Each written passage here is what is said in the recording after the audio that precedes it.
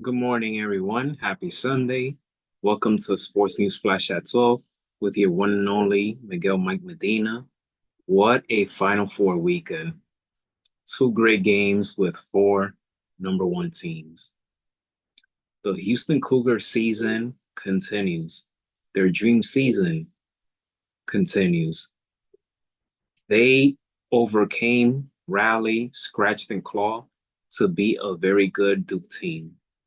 They won 70 to 67. This team trailed as many as 14 in the second half with 12 minutes to go.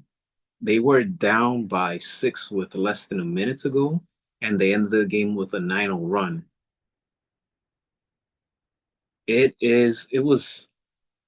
Unfortunately, I didn't get to see both games, but I saw the highlights, I took notes, and it was just amazing. Amazing. Duke, who has been the best team all season, they play well. Duke play well. They share the ball effectively. Cooper Flag was sensational, 27 points. The way he used his left hand in the paint was extraordinary. One of the things I love about the Duke Blue Devils is their ball sharing abilities and their defense. They share the ball so well, especially in that first half. Um, it was just phenomenal. Beautiful basketball. But Houston, man, you got to give them credit. You got to give them credit. Cooper Flag, like I said, he had 27 points and he's the number one pick. I don't know. I mean, I understand that is a great opportunity, but man, to lose a game like that, I don't know if I would go straight to the NBA after that. I would want to come back and try to win a national title. But again, the opportunity is too big for him to pass up. So if this is his last game as a Duke Blue Devil after just 1 year, then it was a sensational season. But it was nice to see Hakeem Olajuwon smiling, proud for the Houston Cougars. Coach Sampson, I feel that now that they beat Duke, I mean, when it was the Final Four, I want Houston to go and win. And now that they beat Duke, I feel much more confident that they could win it all. This is a team that they started 1 for 9, 3 for 15, and 5 for 25 from the field. They out rebounded Duke by 11 and outscored them with 19 second chance points. If you saw their last minute of the second half, getting those turnovers and getting offensive rebounds, second chance points, that helped them a lot to win this game.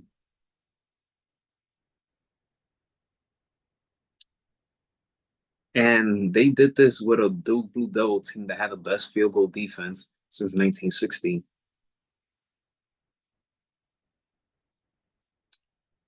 This is what Kelvin's son, had to say. Kellen Sampson is the assistant for Houston. And I quote, "We have the number one defense in America for a reason. Trust me. The more disciplined you are, the more you can find yourself doing little tiny things. And that is going to find yourself in the winner's circle more often than a great, spectacular play." Houston shot 37%, but they made up for that. Why? Because of offensive rebounds. They had 18 of them.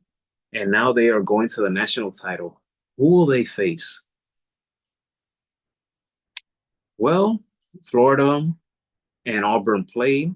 That was the second Final Four.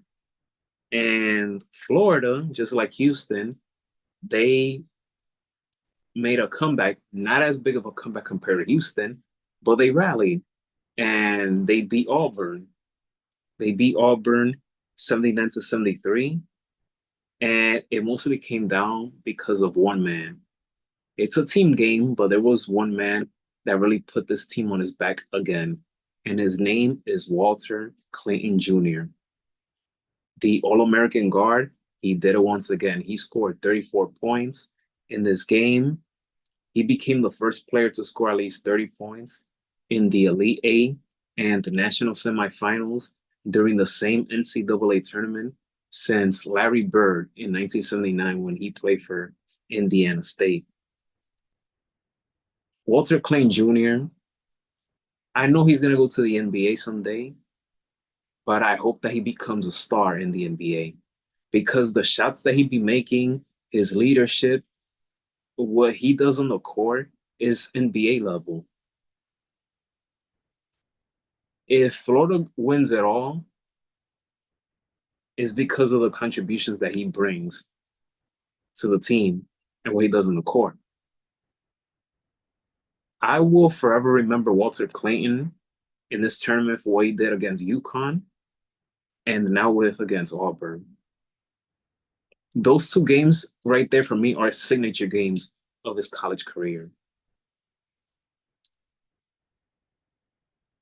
You had other Gators who stepped up like Will Richard, Elijah Martin.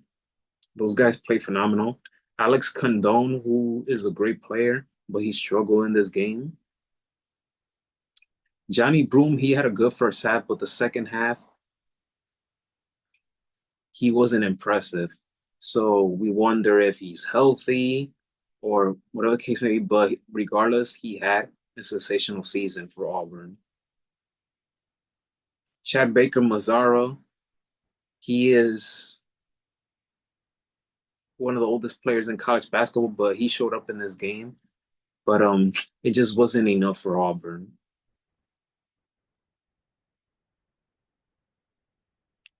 So it will be Houston versus Florida in the national title game. Very intriguing.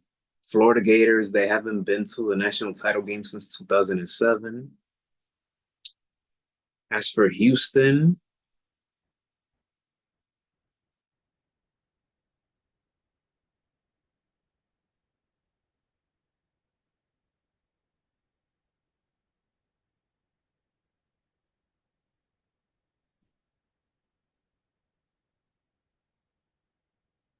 I believe it was since the 80s the last time that they didn't win to that the last time they went to the national championship game.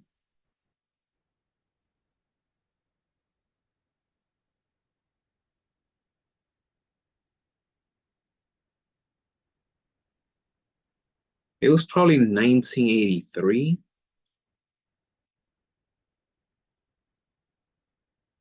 I believe it was 1983. I could be wrong, but I think it was 1983.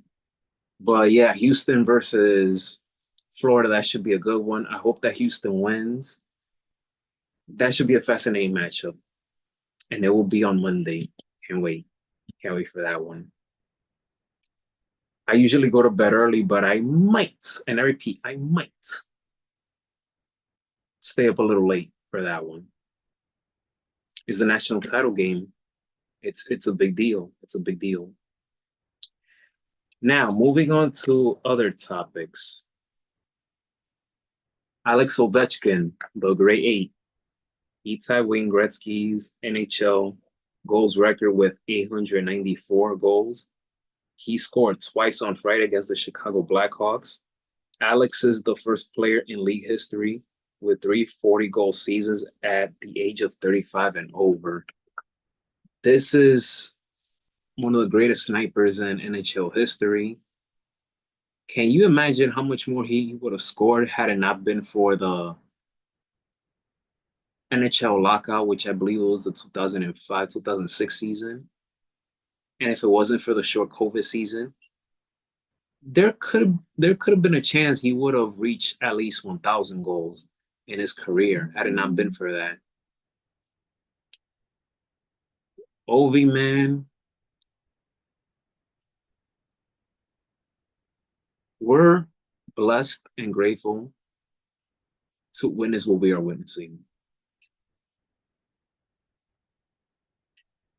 Alex Ovechkin, he's one of the greatest.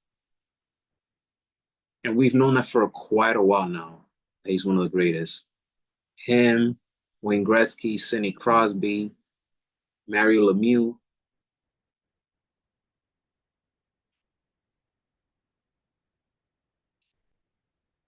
So many, so many, so many.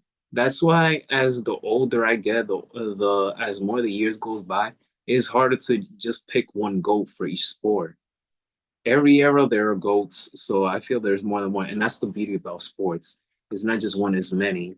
Wayne Gretzky will forever be one of the GOATs. I used to think that it is only just him, but like I said, as the year goes by, it gets tougher because you'll see because every era is different, the rules are different, but we have to appreciate greatness while we see it. And Alex is up there. But wow, it's amazing. It's a beauty to seeing what we're seeing this season. And it's been a joy to see Alex Ovechkin play these last 20 years in the NHL and it all with one team, the Washington Capitals. Amazing, amazing. Let me see what's the next game that Ovi will be playing against.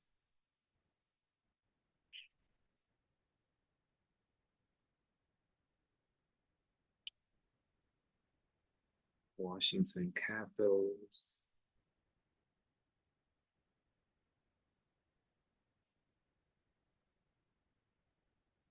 The next game is today, 12:30 p.m. against the New York Islanders. And they will be on the road. And after this game, they'll come back home on Thursday, April 10th. But Ovi's gonna want to go for it today, for sure. But all of us hockey fans will be tuning in for that. So can't wait. The NBA fined John Morant 75,000 after another gun gesture. And this time he did it against the Miami Heat on Thursday after he hit the buzzer beating shot. They won 110 to 108. John Morant, he is a great player, terrific point guard. His behavior off the court has been a big issue. He has been warned before by the NBA. Before this gun gesture that he did with Miami, he did it um, towards Golden State's Buddy Hield. And that was on Tuesday when the Grizzlies play the Warriors.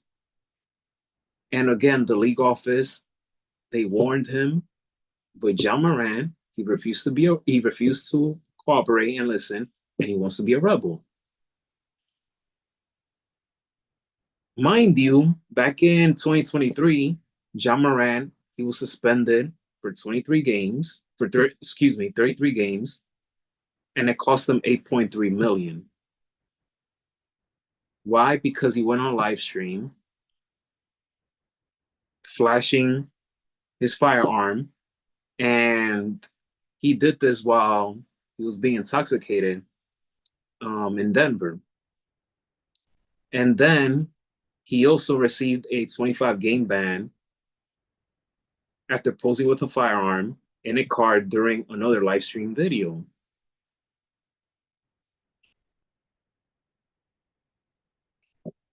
The energy you put out is the energy that you receive. I'll repeat again. The energy you give, that you put out, is what you receive. Again, John Morant is one of the best NBA talents in the game today. And he's 25 years old. As soon as he came into the league, he produced right away. He won Rookie of the Year. I like this Grizzlies team with John Morant, Jaren Jackson Jr., Desmond Bane. You also have other complementary pieces like Scottie Pippen Jr., Zach Edey, who I'm really rooting for him to succeed in the NBA. This Grizzlies team can go deep in the NBA. They could be a title contender if they get their act together, if they be mature and focus on the task and stay healthy. John Moran, unfortunately, as much as I want him to mature, as much as I want him to get his act together, and there's still time for that, but his comments lately made me lose some respect for him. This is what he said.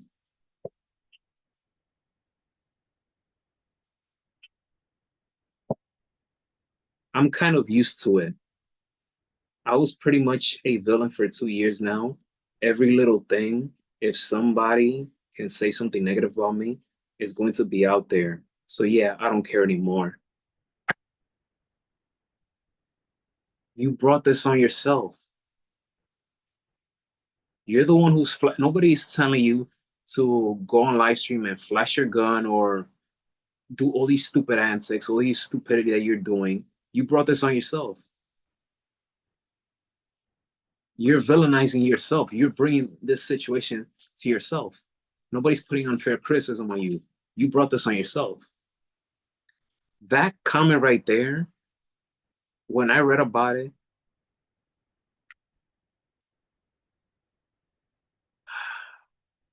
yeah, I lost some respect for him. Not completely, but I lost some respect for him. And I'm just wondering, is there anybody in his corner that is talking to him? Has his teammates tried to talk some sense into him? His coaches, his family, anybody? Or they're just riding his coattails and they're just letting him be?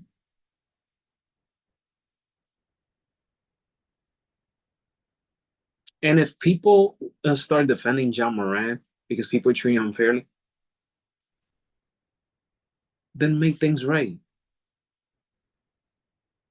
Focus on basketball and don't bring this negative energy, this major distraction to your teammates, to the organization.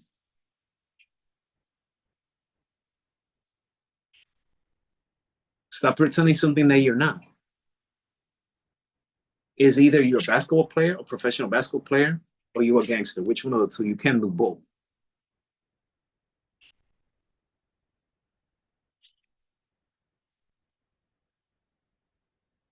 And I don't take joy saying any of this because I'm a fan of John Morant's game. But I hate, and I repeat, I hate when I see talented people in any industry, in any career, talented people that they've worked so hard to get where they're at, making the kind of money that they're making, and they're pissing it all away on stupidity like this. That's what ticks me off. To end Sports News Flash at 12, Max Verstappen, he won the Japanese Grand Prix for his first victory of the Formula One season. Congrats to Max. Um, I'm looking forward to follow more Formula One this year. I'm more of a NASCAR kind of person, but this is the first year where I'm following Formula One season more often. So, but congrats to Max. Great victory. And that concludes this video of Sports News Flash at 12. Hopefully you guys enjoy this episode. Hopefully you guys can give it a thumbs up. Feel free to email me, sportsnewsflash12 at gmail. Well, I'm gonna put that information on the below in the description. And enjoy your Sunday, guys. Enjoy round 4 of golf tournament. I forgot the name already. Enjoy baseball. Enjoy every sporting event that will take place today. If you're going to church, may God bless each and every one of you. Be safe. Take your Bible, read the Bible. 1 minute. I'm old school, guys, so I believe in having the Bible in my hand, and a lot of people nowadays, they use it on their tablets, on their phones. I understand the times that we're living in, but I prefer to have um, something handheld. I like physical media. I like physical books. So have a great day in church if you're going to church. But overall, have a great Sunday, guys. Be safe. And may God bless each and every one of you. Take care.